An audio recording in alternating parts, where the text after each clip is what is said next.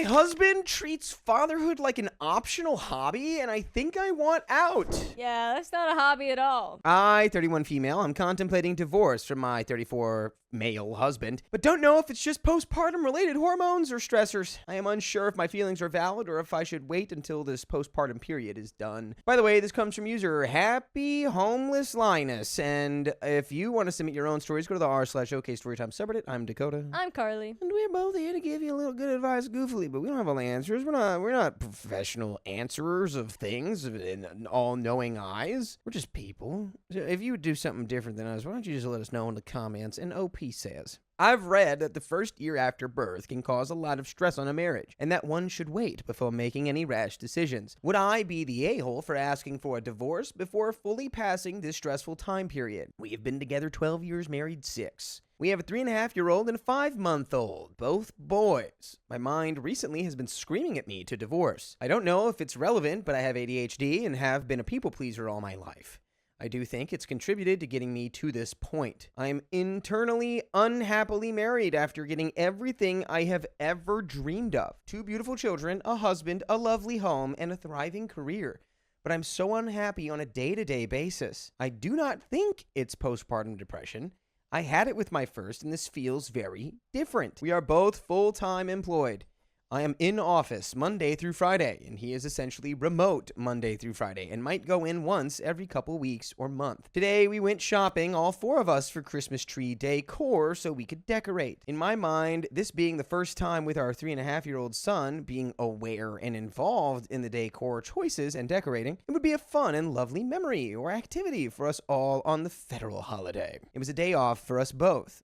I proposed the idea to go shopping and decorating when my husband was getting up, and he was on board. I got myself and the kids ready, and we all went to Target. We got the goods. We came home. Husband basically went straight to his office to play video games. So I decorated the tree with our 3.5-year-old while holding the fussy, teething baby. I was not able to fully enjoy it while juggling, soothing the baby, and being as engaged as possible with our 3.5-year-old. I could also not get any pictures together other than yet another selfie. Just pictures of him doing his best or hooking up ornaments. This evening, husband was still gaming, and I was with the kids, struggling with accommodating both of their needs. I called his phone and said I needed him. He said, okay, 5 minutes, which was not really helpful, but sure. Kid was saying he was hungry while the teething and fussy infant was finally content on my chest while sitting, not being walked around. Was exhausted from the day and did not want to move, but I had 2 of them now. So I got up to make my 3.5-year-old some food, crying baby in hand. 15 minutes later, husband started walking upstairs. By this point, we both were settled and I was seething. I said, just go back downstairs, before he even got to the top of the stairs, and he did. Sitting there fuming, I got the urge to start writing down his discretions in my mind. I opened my notes app and started jotting down all of my gripes, and here they are. He can't wait to get back to his video games every evening after work, every weekend or day off. He does not outright say it, but I can tell. It always feels like we're inconveniencing him when we're out just living life or trying to make special memories. No unnecessary or unplanned stops, just get to where we're planned and get home. I've asked repeatedly that when I get home with the kids after work, he come upstairs to help. I drop off and pick up from daycare every workday. He is well past done working by this time. Usually, I'm left tending to a hungry child and a fussy infant for 30+ minutes until he bothers to come upstairs and help. It's usually when I'm already at my wit's end and he thinks he is saving the day by grabbing the baby so I can focus on getting the dishes done. His 20 minutes of half attention is too late, and he might as well have stayed gaming instead of sitting on the couch staring at his phone, getting frustrated and snapping because his 3.5-year-old wants his attention. Or he might put in 15 to 30 minutes of active playtime and feel his job is done and go back to gaming. It sounds like your husband has a gaming addiction. And like, once that hijacks your pathways, you really don't want to do anything else. I think he needs therapy. Y'all need therapy. 99.9% of household upkeep is on me. He might clean the kitchen once every 3 months while I'm at work, but he expects a thank you for far below the bare minimum. Make me a list. I am not his manager. He does not love my family. It seems like he despises them. I've always been close to my family, but he has no interest in spending any time with them. I only make one stop if he is going to town to get something such as prescriptions or gas or takeout or anything else, He refuses to make a second stop to help me or the family, even if it is just picking up a grocery order or going into the store to grab a single thing. Town is a 15-minute drive away. Countless times, I've had to drive into town right after he got home for something that would have taken him 10 extra minutes. Most nights, he comes to bed at 2 to 5 in the morning and shines his phone flashlight in the room, somehow always into my face, waking me up an additional time on top of the several times the baby already wakes me up. I asked him to stop and to go to the guest room if he's going to come to bed so late.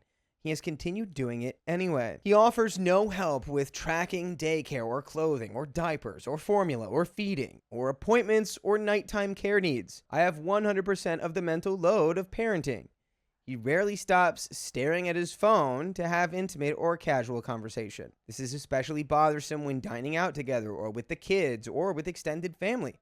It also happens when we're together in the living room or the car. I always drive us. If I try to start a conversation and he does not put his phone down, I usually stop talking mid-sentence. If he says he's listening, I usually just say I don't want to talk to him like that, and he continues scrolling. It is embarrassing when we are out at a restaurant. Overwhelmingly, the only time we spend together, just the two of us, is watching TV. Rarely dates, maybe once or twice a year. No fun evenings doing simple things like board games. I don't even have a reference for what a couple would do for fun beyond watching TV together.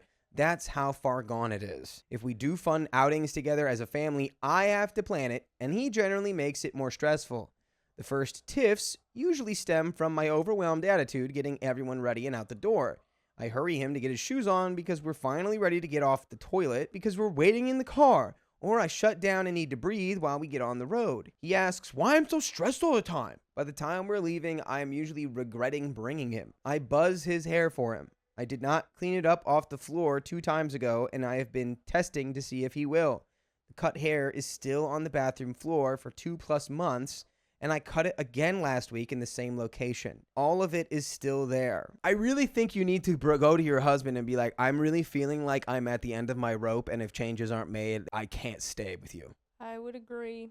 Like he needs to wake up to the reality that you are ready and willing to leave, because he thinks that he is bulletproof. He never takes pictures of me and the boys without me explicitly asking. I'm indulged without groaning only on special holidays. Otherwise, it seems like a bother to him, or like I'm being superficial for wanting to preserve memories with me and them. I take lovely candid photos of him with the kids all the time. He does not compliment me unprompted. Ever. Even when I prompt him, he generally has a silly response. I do not feel desired. He rarely shows me affection unless initiating spicy sleep. We generally never kiss unless having spicy sleep. Maybe a quick peck here or there, almost always initiated by me.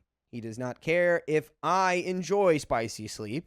When the rare effort is put in to try, he gets frustrated by my direction on how to please me. He's fine that he has not given me an oh moment in at least 3 years. We have spicy sleep sometimes 1 to 2 times a week, but generally it is 1 to 2 times a month or less. So where is my stuff questions? There are piles of laundry on the side of his bed. He cannot bother to put it in the laundry hamper 6 feet away. I've silently refused to pick it up.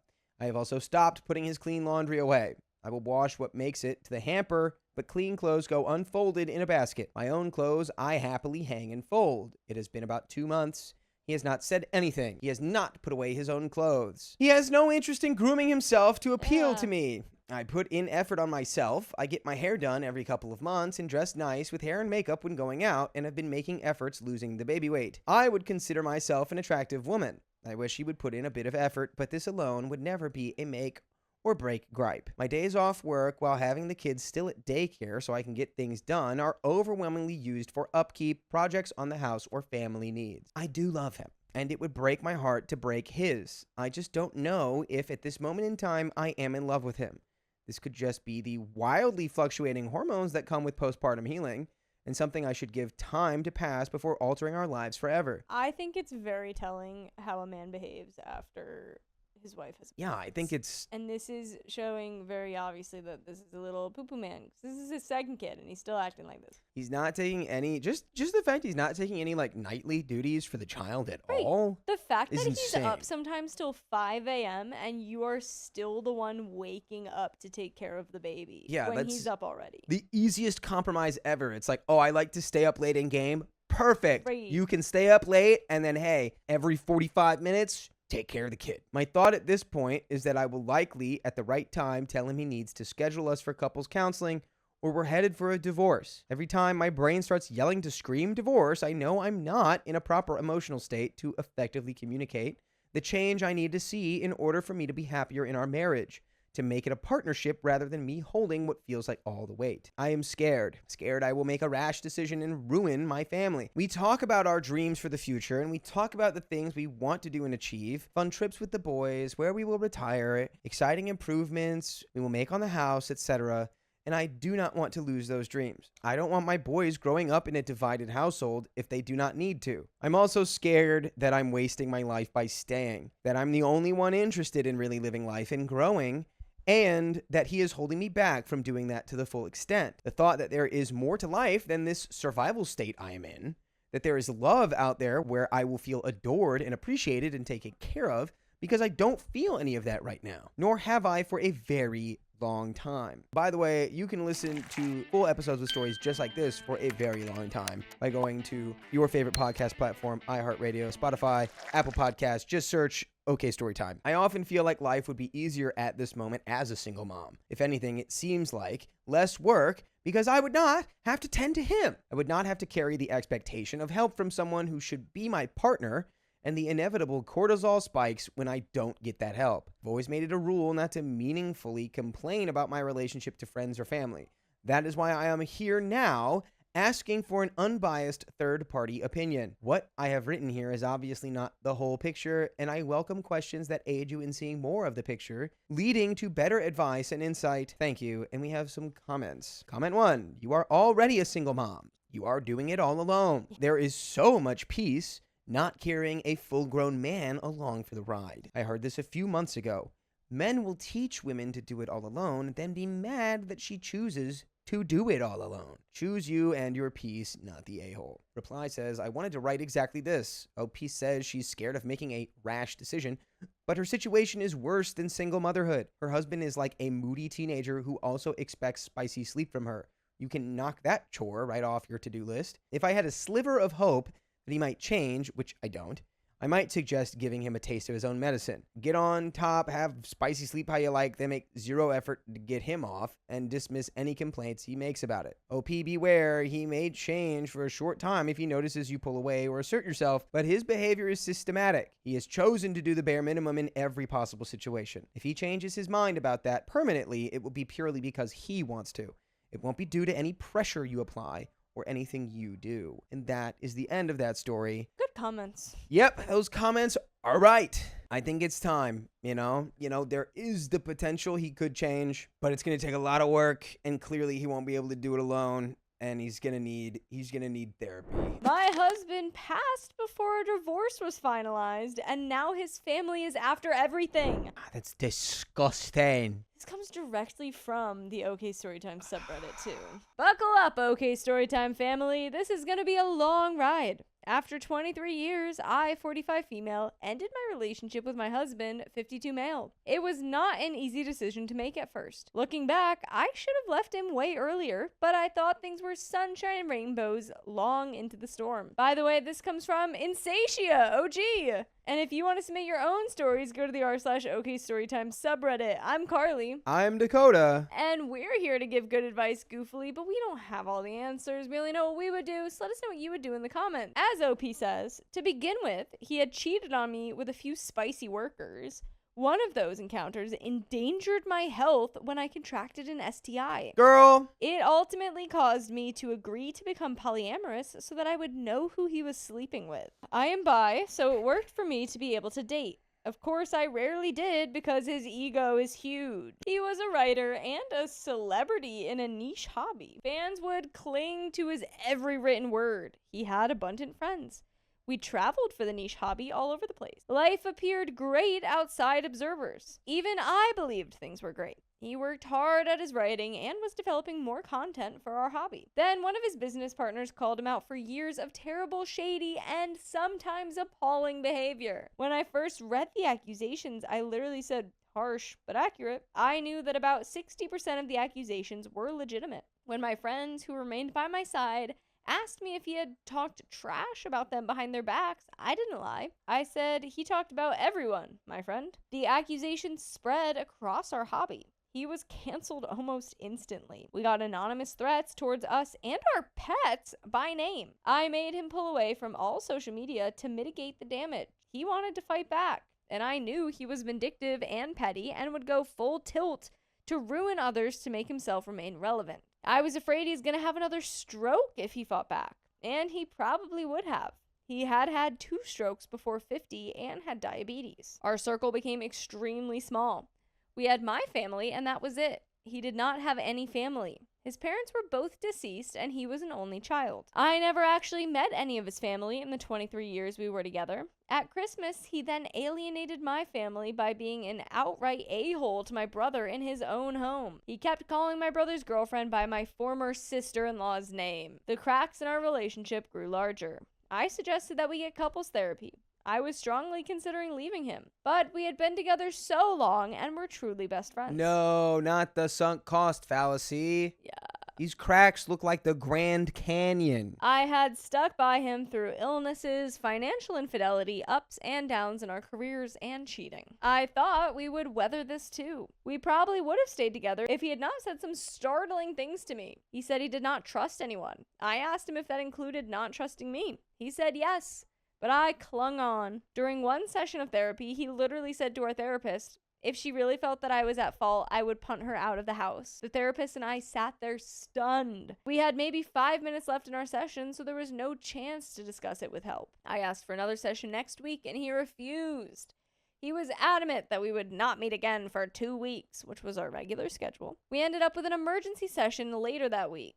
He fired the therapist 3 sessions later, and we ended therapy. He started taking the red pill. It was difficult listening to him go from progressive person to a Joe Rogan listener and a men's rights activist who believed cancel culture was wrong. I will not lie, I was miserable. My friends were encouraging me to leave without saying the words directly. I was seeing other people and invested in those relationships, despite his flippant attitude towards those partners. Meanwhile, I was kind and welcoming to his other partners, hoping that we could get back on track. I wanted my best friend back, and I thought we could work it out.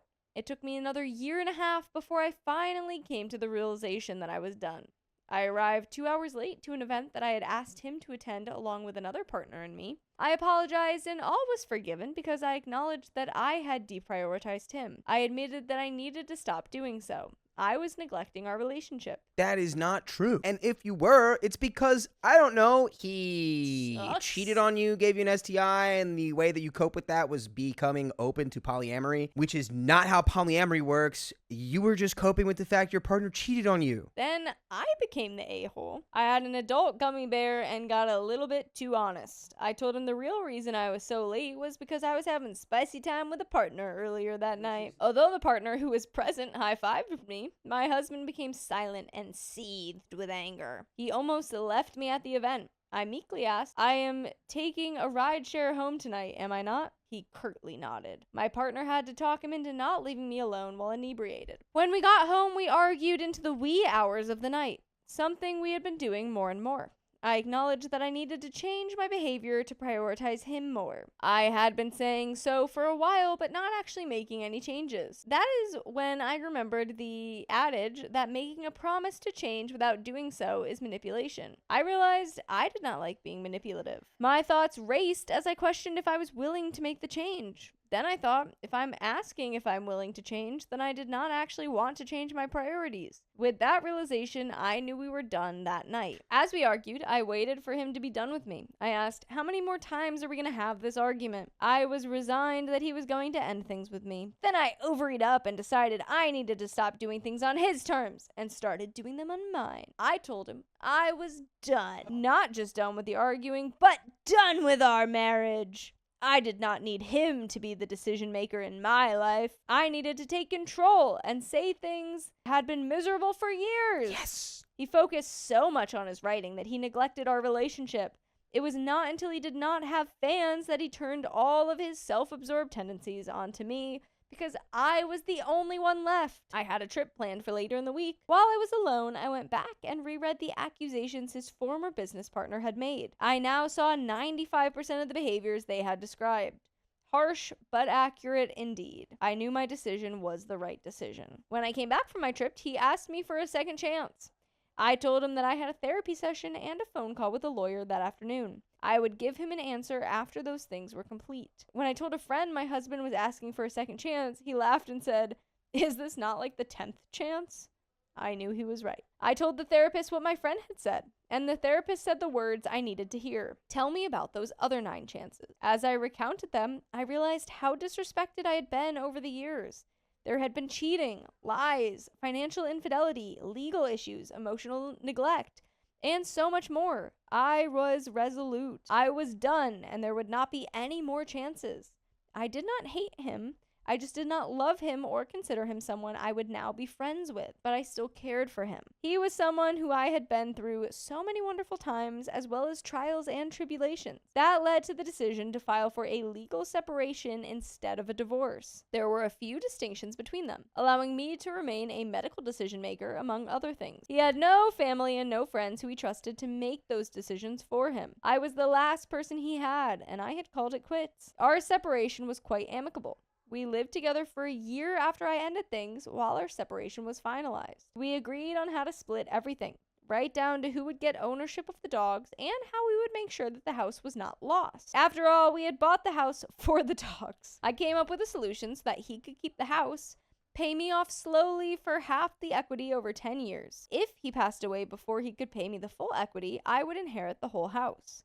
I made a morbid gamble, knowing he mismanaged his diabetes and would likely have a 3rd stroke. We both knew that this was very likely unless he made drastic life changes, but we both agreed to it. He had to write up a will to make it legal. My lawyer had insisted on it as a part of the separation agreement.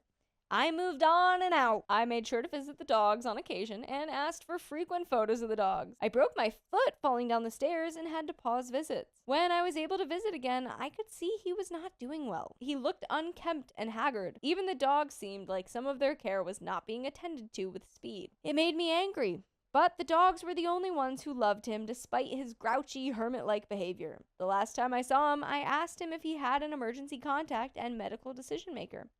He said yes, so I told him I was going to file to convert our separation into a full divorce. He nodded and agreed. Once I filed the paperwork, it would be finally finalized in 30 days. The only account we still had together was the house, and I would eventually inherit it per his will. 29 days later, I got on the train to head home from work. I looked at my phone and noticed a voice message from one of his old friends that he had rekindled a friendship with. I read the summary of the voicemail. "This is Chris. I need you to give me a call right away. It's super important. Your husband is basically passed away." I stopped reading and called them right back. I expected his friend to tell me what hospital he was in. I would rush over there after I got off the train. Instead, I spoke to a very somber person, telling me that they found my former husband deceased. Authorities were just arriving. The best way to describe how I felt was rattled. I had never gotten news like this before. I've had very few people who are close to me pass on. It felt so sudden. I knew that he would pass away, I just didn't expect it this soon. It didn't seem real. Once I was over the initial shock, I asked about my dogs. They had been alone for about 3 days. The police told me they were going to call animal control. I told them I was only 8 minutes away. When I got them, they looked scared. One of them is deaf and mostly blind. He can't really jump out of bed. The other had been rummaging around the house looking for food. I shudder to think about what they went through. I let them lick my face and sniff me. I was glad they were okay and safe with me now. So where did that leave me? With a mess of a place to clean up, items to go through, and a house that was now mine. My friends rallied around me and came to do the work that I just couldn't do in the moment. I felt very supported and loved. That is very, very good to hear. Yeah. I'm so glad that you had friends and a support system around you. Because this is a lot to digest and comprehend. We laughed, told stories, drank, and smoked some of the devil's lettuce. Life felt good. Then problems started. I started looking for the will. At one point, he had mentioned that one of his friends would be getting some very expensive comics. I wanted to make sure that before I sold anything to start paying for bills, he hadn't put that in writing. I searched my online documents and his physical documents. I couldn't find it. I called up my separation attorney to see if she had the will. She told me they didn't have it, but gave me the name of the attorney he told them he used for writing the will. I called that attorney and they didn't have any record of him as a client. I checked the county's will repository and there still wasn't anything. There wasn't a will. To make matters worse, an aunt that he had reconnected with called my attorney to see if we were really divorced. Because it is publicly available information that we legally separated, they let her know that status. My attorney contacted me almost immediately to essentially tell me to lawyer up with an estate attorney. I had already started contacting them. So far, I've been told that because we were legally separated, not divorced, I'm in legal limbo. A legal spouse would have simply inherited everything. I'm just angry at the whole situation. A will was supposed to be written before our separation was finalized. I did my part by being reasonable, and he didn't do his part by writing a will. It never happened, and now I'm having to pay for a lawyer to keep my house and everything we worked so hard on building up over 23 years. Keep it from going to an aunt that I've never met and that he only reconnected with in the last couple of years. I don't have the PIN codes for his phone or the passwords to his computers. Thankfully, he never changed the PIN on his tablet, so I started getting into some of his accounts online. But many of the apps want to text a code to his phone that I can't access. I tried making myself a legacy contact, but because it was initiated after he passed away, it means fruity. No free sponsor. It means the phone company wouldn't give me access even after I gave them the posthumous certificate.